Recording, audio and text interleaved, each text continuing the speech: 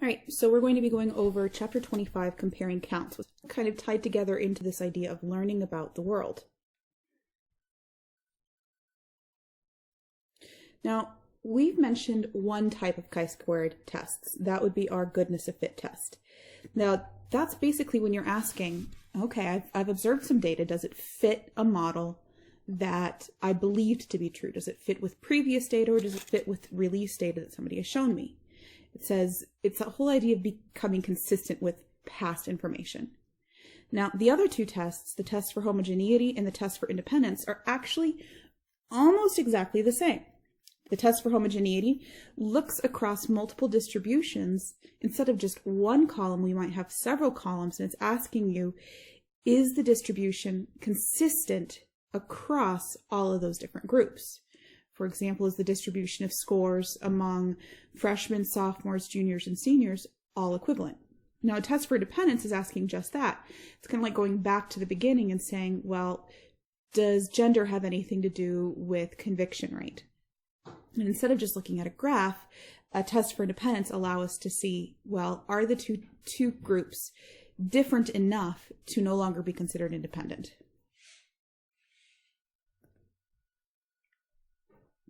Now, the assumptions and conditions are very, very similar across all tests. The big thing is that you want to make sure that the data itself is, in fact, in counts. That is important. Remember, if we're talking about proportions, we're doing z-tests. If we're talking about means, we're doing t-tests. Counts lend themselves to a chi-squared test. Now, this test of independence, this is very important that you note this. The test of independence does not include the question of, well, is there an independence assumption? Okay, that's very important that you need to know.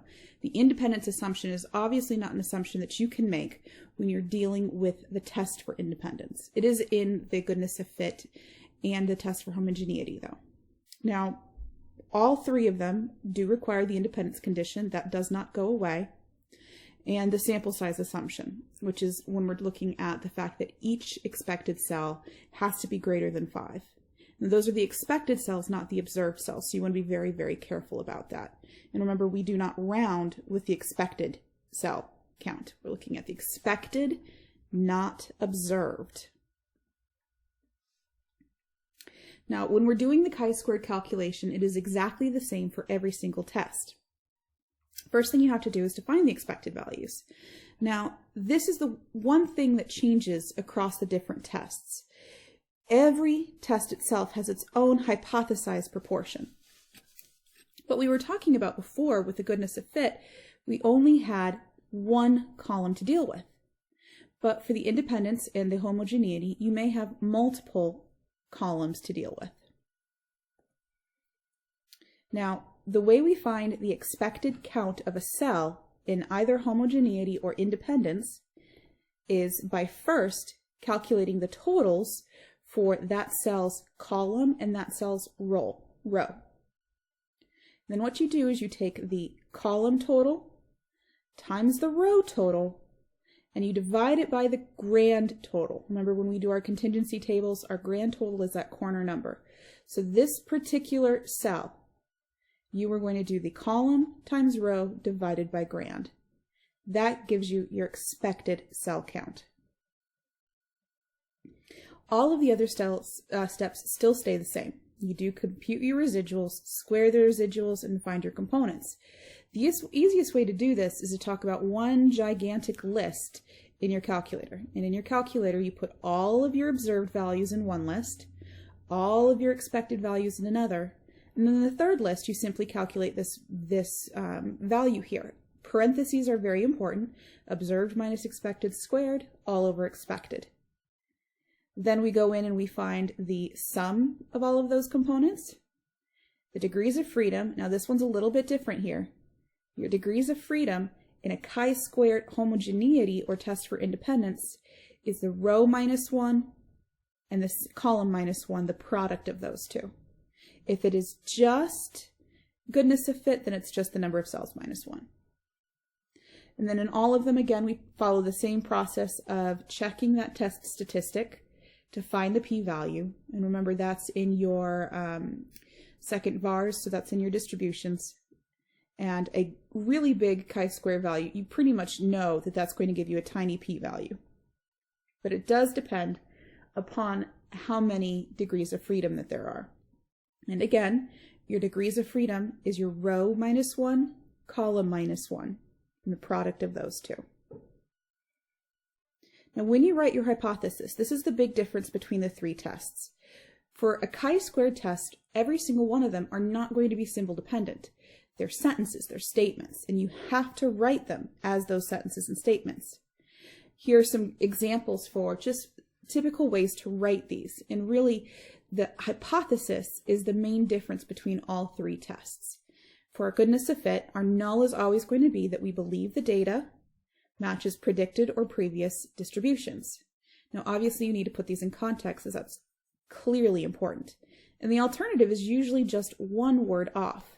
I believe the data does not match the predicted distribution. For homogeneity, this is all about consistent distribution.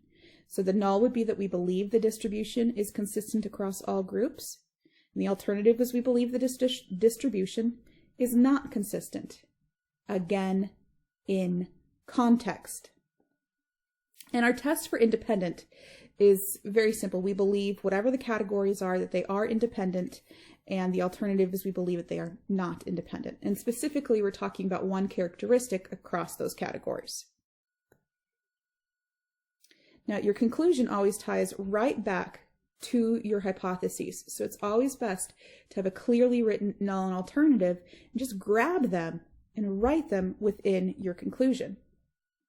Now, if you reject the null, you want to make sure that you include the cell with the largest chi-squared component. That particular cell is what has the most impact on your decision if you choose to reject. If you don't choose to reject, you shouldn't have any independent cells with extremely large chi-squared components.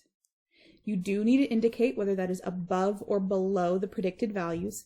Remember, that exact component is always going to be positive because we squared it. So you have to go back and look at your original data. Was that data more than or less than what you expected to see? And probably the most important thing throughout all of this is the context. If you are not complete, concise, and in context and clear about everything, it's almost as if you didn't even do it. All right, and that's it. I am going to be redoing the two problems that we talked about in class, where we were working through a goodness of fit, because again, the goodness of fit, homogeneity, and test for independence all follow the identical calculations, the only difference being your expected cells. So if you felt confused or you felt a little rushed, or if it's been a while since you've seen the goodness of fit test, I highly recommend you watch that video. These are not long, they're not in depth, but they can be extremely, extremely helpful.